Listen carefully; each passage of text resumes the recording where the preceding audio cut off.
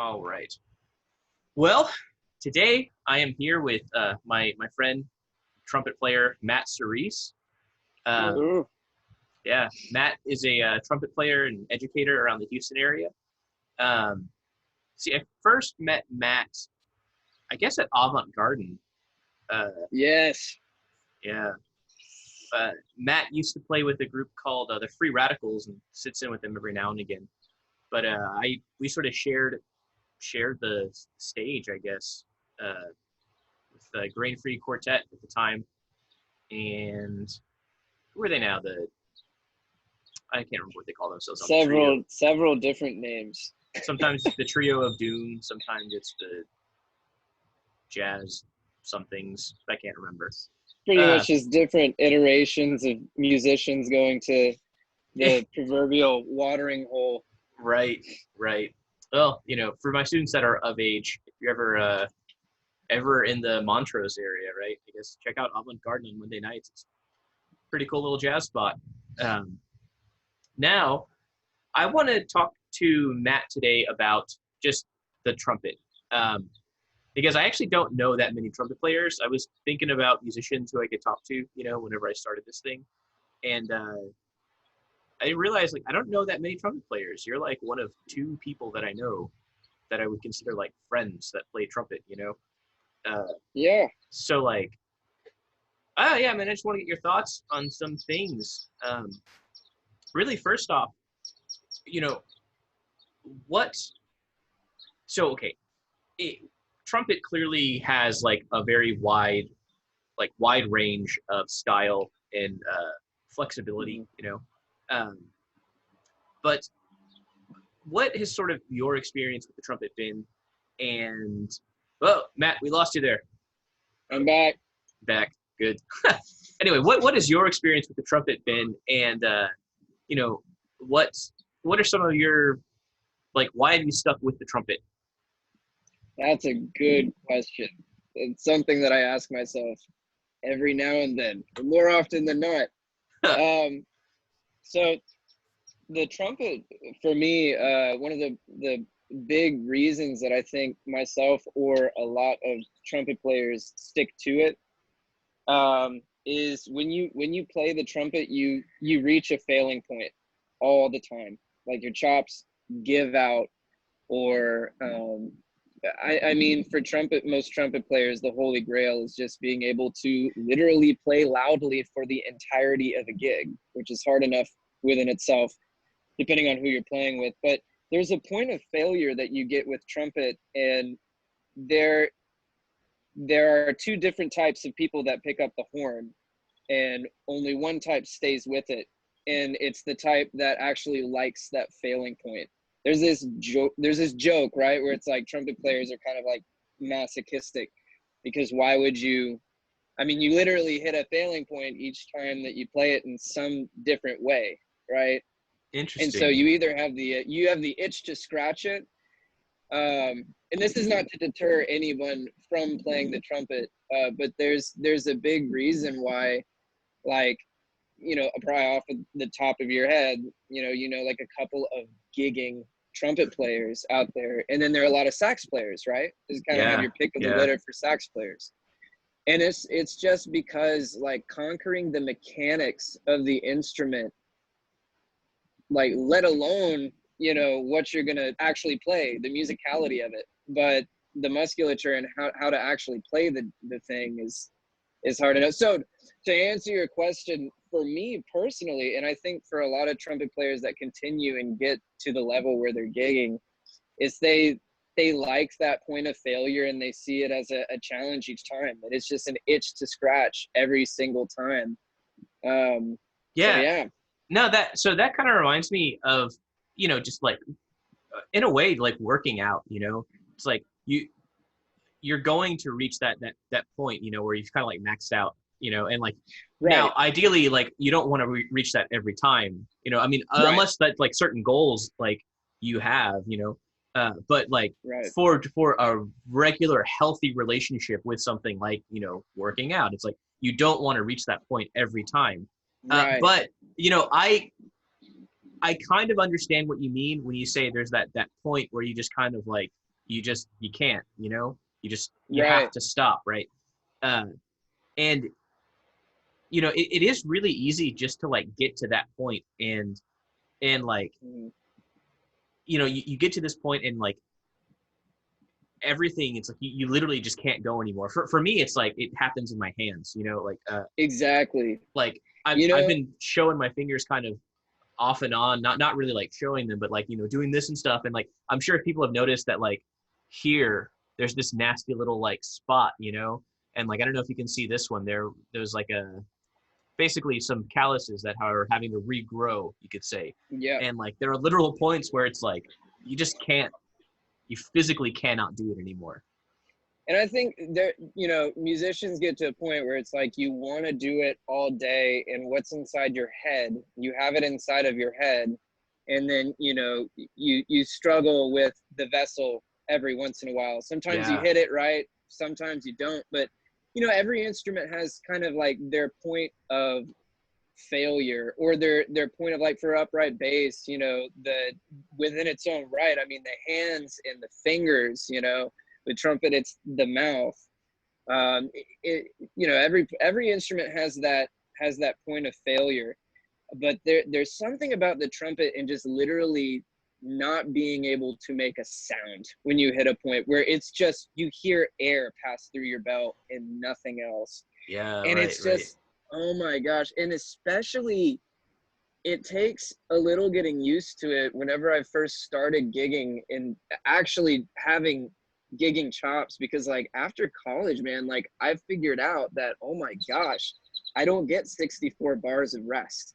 I don't get to hold No. out a long tone. I don't, trumpet uh playing in the real world as opposed to concert band. Not saying that concert band isn't the real world. It's just a different world. sure. But being out there in a quintet, or like the amount of work that you put in with the horn is just insurmountably different than a concert band setting. Yeah. So the difference, kind of what you're talking about now, is the difference between like a jazz band setting versus a concert band setting in a way. Yeah. Now, in a so for my class that are going to be watching this, the jazz band setting is more a smaller group, more like what we'd call a jazz combo, right? So Matt just talked Mhm. about a quintet, and meaning there's 5 players on stage, right? As opposed to like a wind band where there's like Right. 40 to 50 players on stage. Um, so your role in that sort of setting is going to change depending on like what you're doing.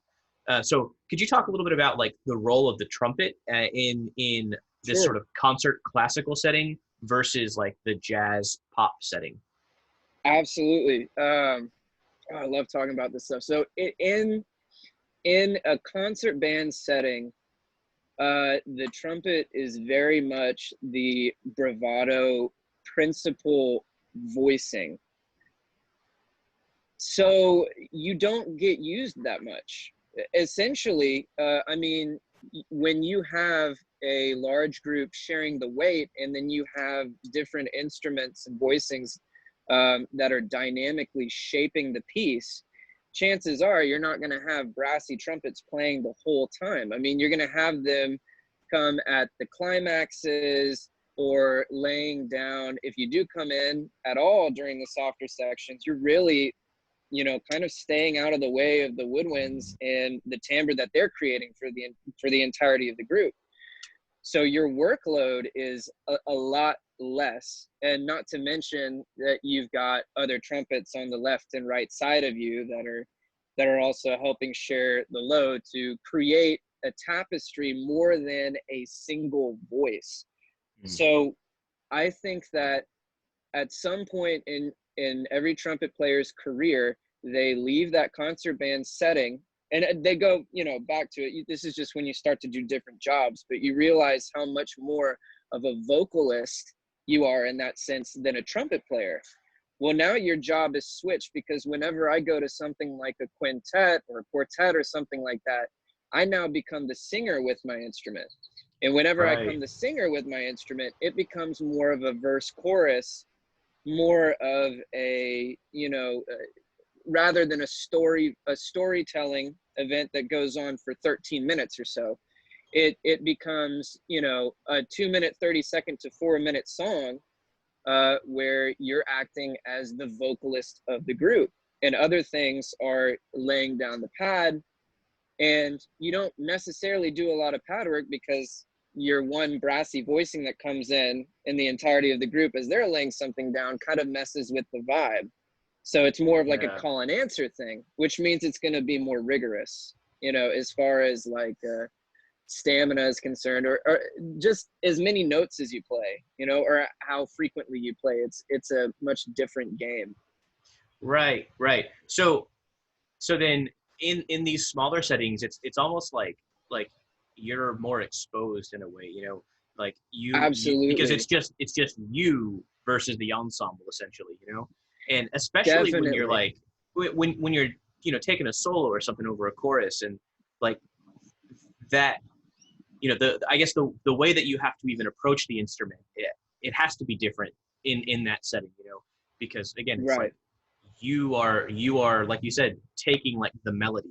Uh, that's one Right. thing that always really drew me more to that setting, the sort of jazz combo setting, as opposed to the larger symphonic works or those Mhm. sort of, you know, areas, I guess, because like that that ability, that freedom that you have to first off like communicate with one another, you know, because like you said, with you there's like a call and response, right? Because that's sort of the Mm. nature of trumpet, right? The how it sits in the sort of timbre, you know, of the group. Absolutely. um and like for me as a rhythm player, you know, I have to listen to, like, I have to listen to you in terms of like style, in terms of like where you're going with like your solo, for instance.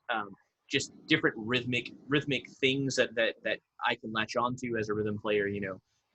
There's all sorts of like little things that you dictate, you know, in that moment, right? And you know that is just sort of lost in that sort of symphonic setting where, like you said, you know, Mm. you're sitting there counting for like 64 bars, like waiting, you know. And like Right. everything is sort of, it's more predetermined in a way. Like everything is, you you know, you and I in that setting, we have practiced that piece so many times, we know how it's going to unfold, you know. Hmm. And we just wait for it, you know. For the audience maybe it's something new, Absolutely. but Yeah, it, you know, I think that whenever I think of it, I think of like concert band being like one of those color wheels, where you just kind of look at the color wheel and everything just kind of blends into itself. And it's yeah, hard to right, pick right, something out, but when you look at it as a whole, it's very pleasing to look at, and you're like, wow, there's so many colors here. You know, yeah, whereas if you're in like a quintet setting or something like that, you have these colors that almost like a color palette, a paint palette, right? And sometimes you're blending certain things, you're taking a brush and pushing it over to the other color, you know, but they're very stark contrasts and stark differences. And right, what's super interesting to me, and you had mentioned it earlier, is that sense of vulnerability. It's honestly, I think that whenever I first started watching like videos like Herbie Hancock playing or Chick Corea, you know, watching these greats play, the first thing that I realized was I held my breath whenever things cut out and they came in, and I was like, man, how are these cats so confident? Because for right, me, it's starting out in concert band, you have a pretty big safety net. If you crack a note, I mean, you know, you cracked a note, but chances are in the tapestry, it's a lot more forgiving. It's a lot more right, forgiving. But part of the fun in the quintet is just having these completely naked voices. And in doing so, I mean, how many more directions can you take it? You can take it in so many different directions. I guess that's kind of the whole thing about jazz, is that that type of setting fosters ultimate creativity, because you can take it anywhere, and the communication that you have with those meat and potatoes aspects of your group, hmm, I mean, the possibilities are endless. So that's what really brought me to it, is just that, oh my gosh, like I'm taking a breath with you. while you're taking a breath, because I'm just like, oh my gosh, like here it comes, and he's got space. What is he gonna do with this space? You know, it's pretty crazy. Yeah, man. No, that is true. The fact that like you can kind of like feel what the other players in that setting are doing, you know, and I was talking about this with someone else about how, you know, everyone in that space, they're sort of sharing, like they're all sharing that moment together, you know, and that's one thing I think is really interesting about the sort of smaller combo settings is that, you know, you are all sharing a pulse at the very least, you know, and like you are essentially sharing time moving, right? Right. And inside of that sort of like movement of time, you know, you are creating just this like space, you know, like it's so hard to describe, but in that sort of like in that small combo setting, you know, you are creating just this it's almost like this music is like alive in a way, you know, it's just this entity, right? And it exists and it's there, right? And all of you are a part of this thing, right? And you are sort of just you are playing a piece of music, right? And like you're all sharing a form, right? You're all sharing a pulse. You're all sharing the same idea of like style, you know, but it's kind of like, what does everyone bring? Like, what is everyone bringing to this moment, right? And like, and it becomes so primal, right? Yes, It's primal because let's just, if we liken it simply to people talking, it gets to a certain point where if you have too big of a group, you have people that will naturally try and talk over each other to be heard. Right. But I mean, if you have two people, I mean, it's a solid back and forth, a rapport between you and that person. Well, when you strike the balance and you have a group, a smaller group, enough people that again are eloquent with their understanding of pauses and coming in and coming out, you have a really cool conversation. You know, I think it's the same with jazz, and I think that us as human beings really enjoy watching people converse. I mean, that's the reason that we watch movies. It's the reason that we watch, you know, so for some people, reality TV is we like to see interaction. But notice that even through the medium of movies or TV shows, they tend to keep things in a setting of like 3 to 5 people and have the focus on it, because that's kind of, it's enough to have that rapport moving, but it's not sparse enough to where there's nothing going on between this human interaction. So I think that jazz groups came to fruition because there was a realization of that. Right. That's an interesting take on it, man. No, thanks. So, you know, we've been talking about this, like this sort of difference between like the jazz pop setting versus, you know, the sort of larger symphonic setting. So inside of this, right, we talked a little bit about like the trumpet's sort of role kind of in these things, you know.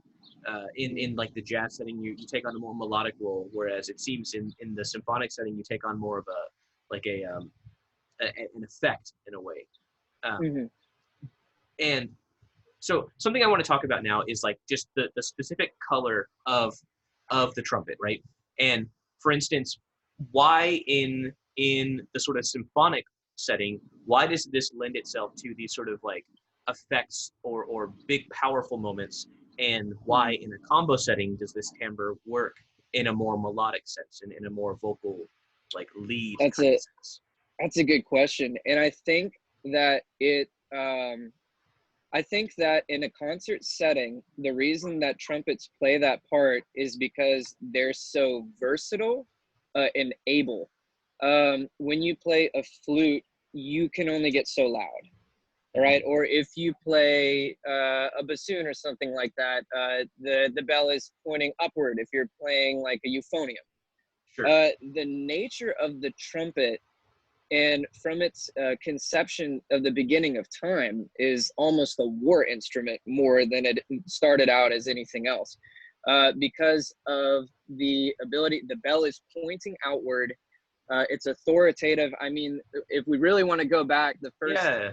form of the trumpet is like a conch shell that Sure. Right. uses a buzz. Yeah. Yeah. Yeah. Yeah, thousands of years ago, right? So uh, I think that in a concert setting, it's used as this brassy lead instrument because it can. There aren't Yeah. many other instruments that can do that. But I think that the time that jazz came around, people started to understand that it's versatile. I don't think people really put it in. You had like the herald trumpets for royalty. That is, it's fanfarish. Most people, whenever they saw a trumpet or whenever it was used as a bugle or something like that, it's Right. fanfarish. Yeah. It But I always sort think, of has this this militaristic kind of like theme to right, it, you know? right. Even the way that things are partialed out to where, the trumpet used to not have valves. I mean, the patent of the Selmer's B flat trumpet in 1937 and all of that really paved the way to make a trumpet more than just something that's kind of a call to arms. So Yeah. interesting in a lot of, for example, a Baroque trumpet, right, just has holes in the side of it. And it's Yeah. really interesting because that was, I think, the first time that the trumpet conceptually was taken and thought to be more of a melodic instrument than a fanfarish. I mean, it's still fanfarish, but melodic. Right.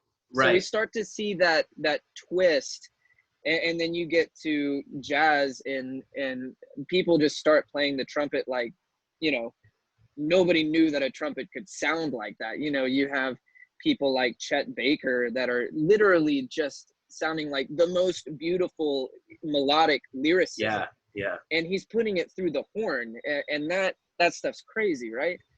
So I think that their versatility started getting discovered around the 1930s or so, or even before that.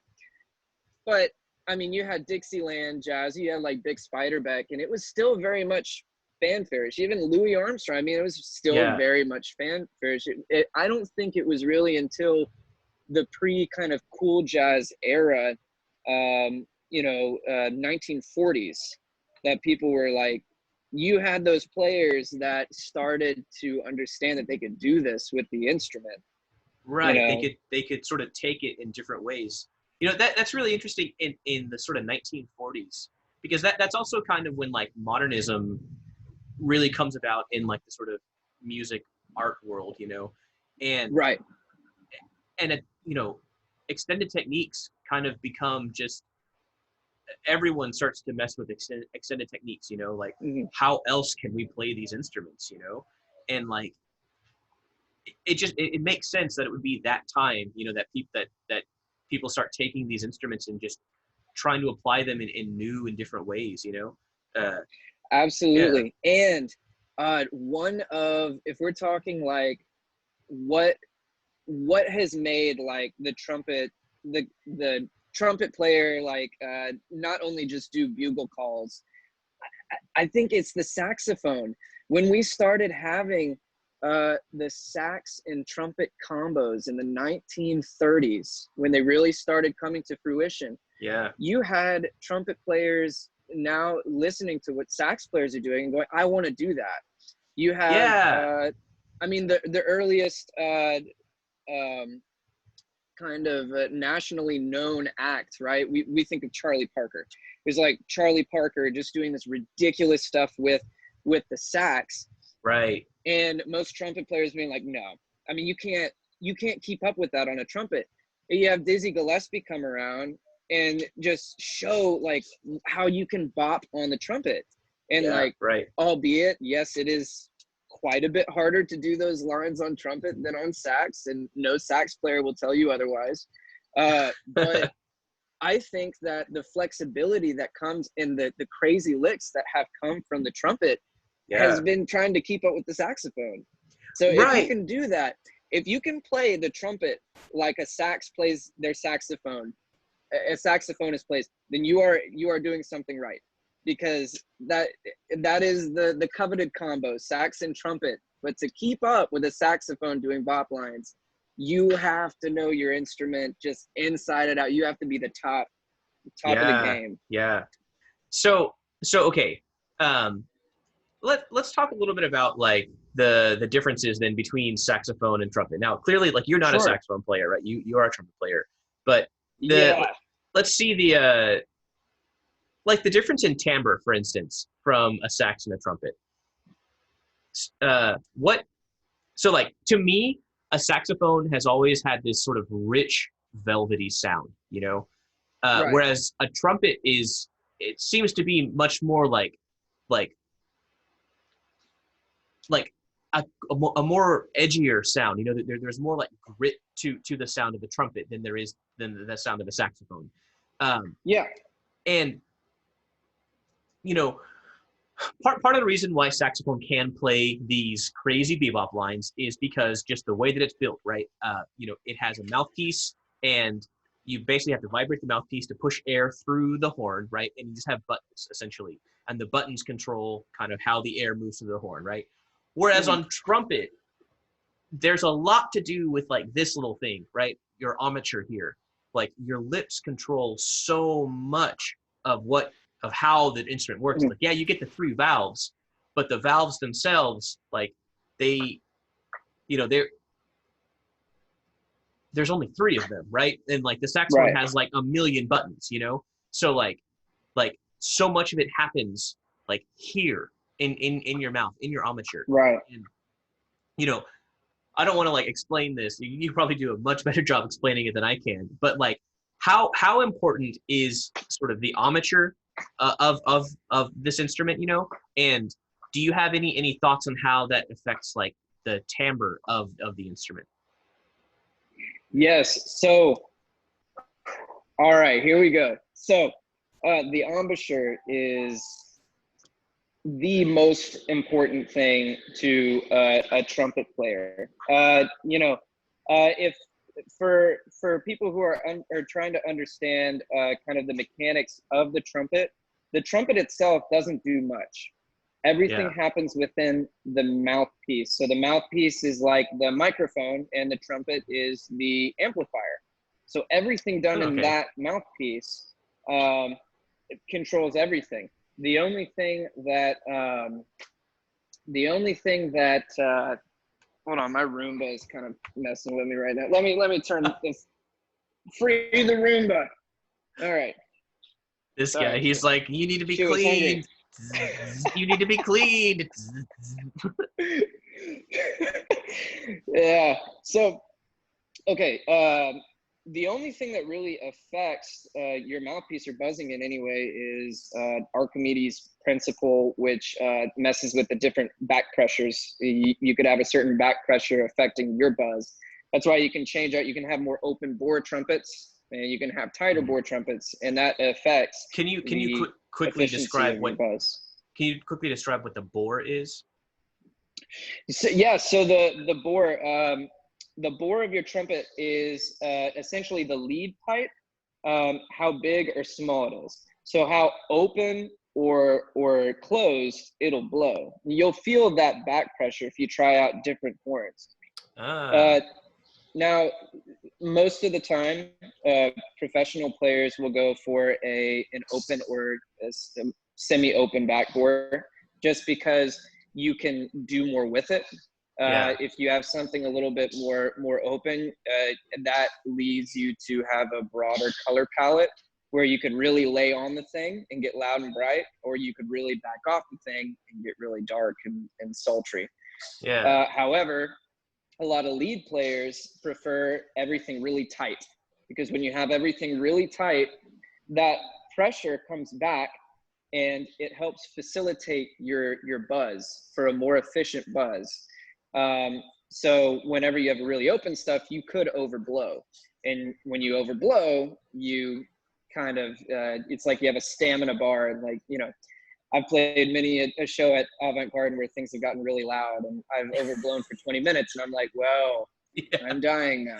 You're But too everything real. too real. Everything other than that, it happens in the mouthpiece. So everything that we do that requires this, you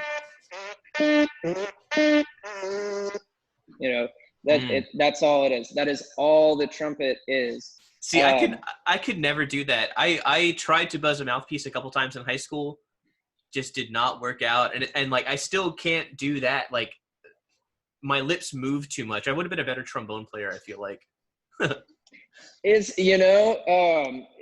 Trombone players, they have a little bit easier time with the embouchure and figuring that out, just because it's bigger. I think about in terms of brass instruments, like trumpet is like the Ferrari, and trombone is like the old school muscle car, you know, where you can just push the pedal and it goes fast, and it's like, yes, you know. But I mean, if you hear a good jazz trombone player, if you see a good jazz trombone player, you see that slide movement, and it's just like, oh my gosh, know, you know? Man. When I was in England, I got to go to a jam session with like some people that I met there, you know, and it was a pretty chill little jam session. But the trombone player was like a buddy of mine from Facebook, and you know, shout out to David, man. This guy was like, he was killing it, man. He was like playing some licks, you know. I was like, nice. Whoa. Like you would fit in at Avant. Oh yeah. Yeah, man. That's dope. But yeah, the thing about the trumpet, everything is facilitated with the mouth and the corners. And people have a common misconception whenever they see a trumpet player really killing it. They're like, he's blowing. Oh man, his lungs. He's blowing a lot of air. But it's actually the opposite of that. It's using your air as efficient as possible. If you're playing lead and you're playing high notes, you have your airstream is smaller than this straw. It's like a coffee stir going through the center of your lips, and your lips just being efficient enough and one on top of the other enough to have a high buzz, but to not have your air blow apart your embouchure. Right. So that's why everything is done with the corners. And if you think of like a timpani drum being stretched, like when you tune a timpani and you strike the drum and you tune it and you twist one of the knobs so the canvas stretches, what does the pitch do? It gets higher. Right. So the same thing happens here. The corners are the canvas stretchers. But it gets to a certain point where if you stretch that canvas enough, or if it's impeded in some type of way, like let's say you have something on top of the drum, that would be the equivalent to us using mouthpiece pressure. And when we use too much of it, it shuts things off. It shuts down the vibration. So then the amount of pressure that's happening here versus the amount of pressure that's happening here, is that constantly like changing, or is that something that should be like set? You know, it's like this pressure will never change, right? It should be set. Now there's this whole thing where you have to have some kind of mouthpiece pressure so that you can create a seal, because if you don't have that seal, the air is going to escape out the side of your mouth and all that. But Maynard Ferguson used to do this crazy exercise. I remember he went to my high school, either that or a camp. And he did this trick where he hung his trumpet from, in our case, it was like a series of stands or something because we had a high ceiling. But you can hang your trumpet from like the ceiling fan and no hands, and you should be able to walk up and place your lips on it. And he was able to do that and just, you know, scream out high notes. Whoa. Yeah, and that is like next to impossible to do on trumpet. So the masters kind of show you that, you know, or Bobby Shu, a fantastic trumpet player.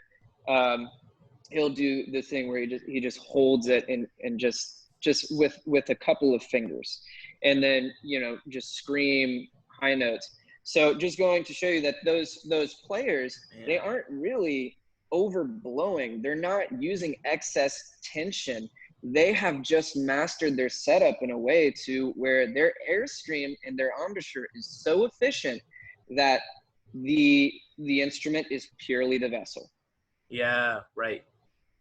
That's awesome though, man. So to be able to have next to no pressure like here, you know, that has to take incredible control just of this part of your body, right? Like your arm has to just be like solid, you know, just to hold that there and almost, you know, just create the perfect amount of pressure between your armature and the mouthpiece, man. It's a balancing act. And one of the hardest things in the world to do is play something aggressive on the trumpet and have only certain parts of your body manifest that aggression. Your diaphragm is supposed to be hard as a rock. It's supposed to be the only thing that's tense. Everything else is supposed to be, you know, shoulders up, back and down. And you might see, it's kind of like vocalists too. If you see like metal vocalists, and it looks like they're screaming, they're going crazy. But that actually requires a ton of technique to be able to manifest and cultivate your diaphragm in a way to where it's creating that energy. And your body, again, is just a conduit, a vessel for the energy to go through. And it doesn't manifest in the face or the arms or anything like that. Otherwise, it's going to be a valve shut off very quick. All of a sudden, you're going to be hearing, you know, no more buzz. Yeah, exactly. In the case of the metal vocalist, you'll just be hearing. Yeah, right. Exactly. Yeah, man. That's interesting. So, okay, so then that's a lot of like talk about how the trumpet works, right? Can you quickly describe in your words, what does the timbre of a trumpet sound like? Oh yes, the timbre. So the thing that I always say that the trumpet is able to do many different things, as far as get to a darker sound, get to a zippy high note sound, you know, but it always has to be authoritative. Even when the timbre of a trumpet is authoritative. It's whatever you want it to be. But if you're playing soft, you're playing authoritatively soft. If you're playing loud, you're playing authoritatively loud. And we've all heard those trumpet players, or myself, really botching something. When you lose that authoritative nature, the phrasing, it disconnects. That authoritative nature goes to the phrasing of the instrument. And when you have an instrument like trumpet, where it's not like the sax, it's not like anything else, because it's your mouth. So it's very much, it is an instrument, but it plays the part of a vocalist. When you lose that authoritative quality, then you lose that timbre. So that's what I say, is like, you can play many different styles, many different things, dark, bright, doesn't matter. It has to be authoritative. That's awesome. Yeah, man. Well, that's really all I kind of wanted to talk about. So, I mean, do you have anything else you want to mention? Any closing thoughts or anything? No pressure, though. Closing thoughts. So the closing thoughts on the trumpet for anyone who may be watching and may be interested in me, like I maybe want to try out the trumpet. You got to be patient with it, but you know, like if you're either a kid or an adult picking it up and you create a buzz or something, you know pretty quickly whether you want to play it or not. And I would invite anybody, if anybody this is going to be, you're showing this to your students at San Jack? Lone Star. Yeah. If anybody wants trumpet lessons, hit me up. But you can find me under Matt Serice on Facebook. But the trumpet is a super fun, super gratifying instrument when you hit things right. It feels so good every step of the way. If you can find positivity in playing the instrument, and if you can take breaks, then every step of the way, when you earn something, it feels like you really earn it. So that's one of the fun things. If anybody's looking to play the trumpet or start off in it, if you have the patience to do it, it's super fun to play, and you can play it in a lot of different settings. Yeah, it's kind of my closing statement there. Right on. Very cool. Well, again, this was Matt Serice, and we just talked about trumpet. Yeah.